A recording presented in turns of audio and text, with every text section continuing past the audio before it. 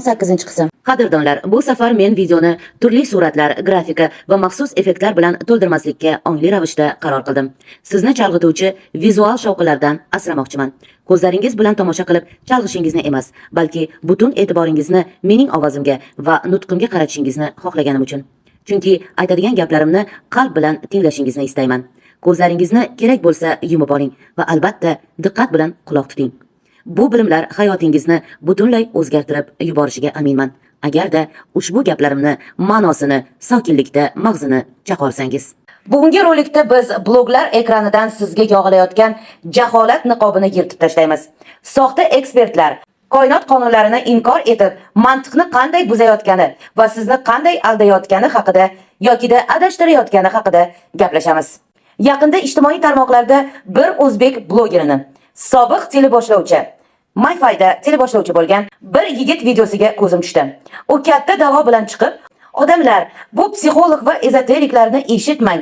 Hech qanaqa karma, marma yo'q, faqat taqdir bor. Peshonaga nima yozilgan bo'lsa, shu bo'ladi deb jar solayotgan edim.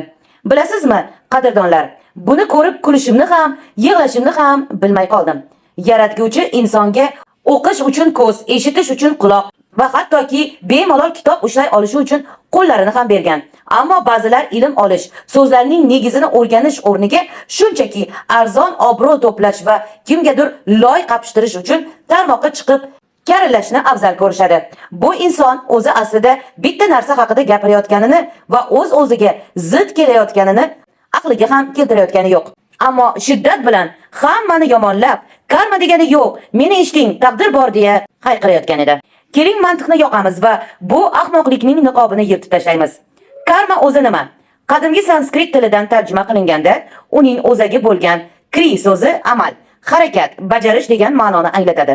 Karma bu sabab va oqibat qonunidir. Insonning o'z amallari, o'y-fikrlari va qilgan ishlaridir. Xo'sh, taqdir nima unda? Taqdir bu oqibatdir. Bu allaqachon bajarilgan amallarning natijasidir.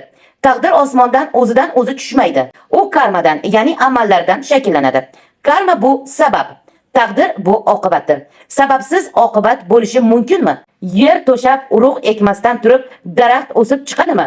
Karmani inkor etib, taqdirni tan olish bu xuddi men qo'rilgan tuxumni yeb ko'rganman, men qo'rilgan tuxum borligiga ishonaman, chunki o'zim yeb ko'rganman, ammo tuxumni o'zi borligiga ishonmayman, uni inkor etaman degandek gap. Bu mutlaqo mantiqsizlik-ku. Bu so'zning ma'nosi shunchalik teranki, inson o'z karmasini xuddi karmon, hamyon kabi o'zi to'ldiradi.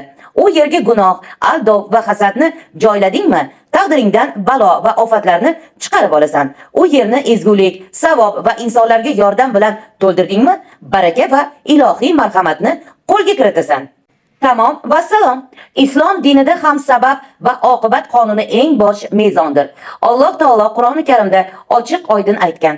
Biz har bir insonning amalini, taqdirini bo'yniga bog'lab qo'ydik. Isroil surasi 13-oyatda.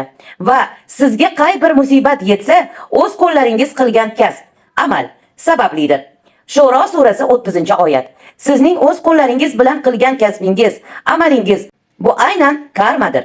Bo'yningizga bog'lab qo'yilgan narsa esa bu sizning taqdiringizdir. Soxta tizim mana shunday kaltafahim boshlovchi, kaltafahim blogerlar orqali sizni hech narsani o'zgartira olmaydigan, ko'r-ko'rona qismat qurboni bo'lgan ojiz banda qilib ko'rsatmoqchi. Yo'q, siz har kungi amallaringiz va tanlovlaringiz orqali o'z taqdiringizni o'z qo'lingiz bilan yozasiz. Men huquqshunos, psixolog, numerolog, astrolog va hattoki ijodkor xonanda bitiruvchisi sifatida har bir narsaning tub negiziga, ildiziga qarashga o'rganganman. Go'zal taqdir shakllantiring va Alloh omonat bergan muqaddas tanangizni, aqlingizni qadrlang. Uyg'oning, rulda mudramang. Haqiqiy osmon qoidalari, Alloh qonuniga qayting. Mana bunday blogerlarga esa, ya'ni o'zi qo'liga kitobni olib o'qib ko'rmasdan, birovning gaplarinimi yoki xom xayol gaplarinimi chiqib valdirayveradigan insonlarni kamroq tinglang. Adashib tinglab qolsangiz ham, kimni tinglashingizdan qat'iy nazar, uni albatta ortidan tekshiring. Ruslarda juda zo'r maqol bor. Доверяй, но проверяй. Bu o'zbeklarda ham juda zo'r qo'l keladigan naqldir. Tekshirmasdan ko'r-ko'rona ishonib ketmang. Bo'lmasa mana shunday tuxum aslida qo'rilgan yeganman, u bor, ammo tuxumning o'zi borligiga ishonch yo'q. U yo'q. Ishonmang, sizlarni aldashyapti. Tuxum yo'q deya yuraveradigan. Karma yo'q emish, ammo taqdir bor emish. Ya'ni sabab yo'q, oqibat bor emish.